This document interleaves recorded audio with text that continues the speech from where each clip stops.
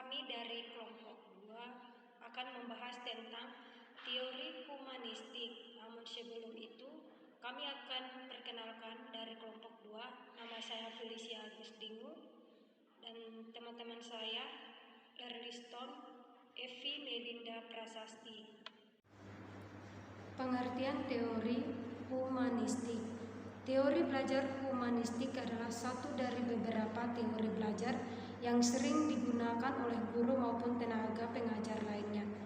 Secara garis besar, teori belajar humanistik adalah teori belajar bertujuan menghasilkan hal baik bagi kemanusiaan supaya bisa mencapai aktualisasi diri dan membuat orang mampu mengenali diri sendiri.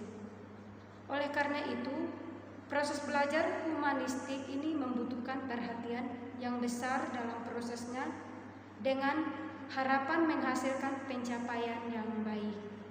Ada beberapa pengertian teori humanistik yang dipaparkan oleh beberapa para ahli.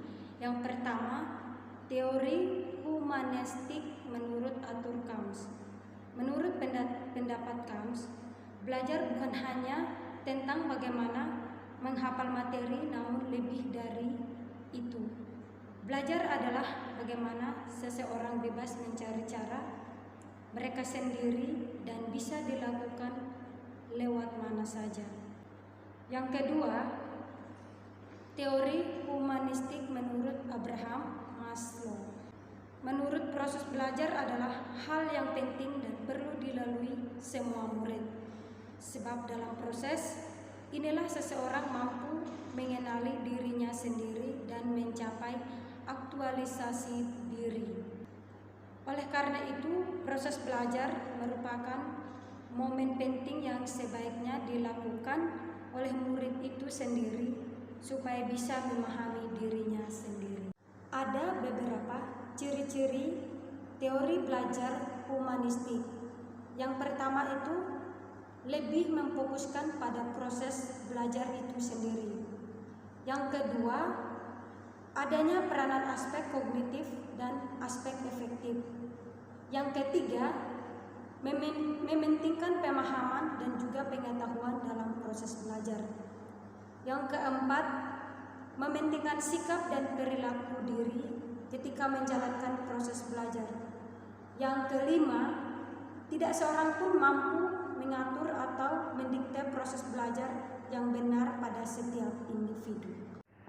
Ada beberapa kekurangan dan kelebihan teori humanistik.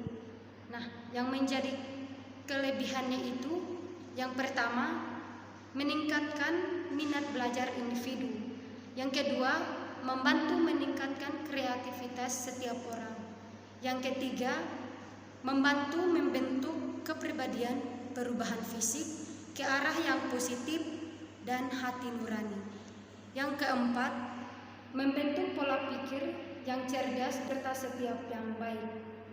Yang kelima, mampu menghadirkan sebuah pengalaman yang baru dan menarik setiap individu.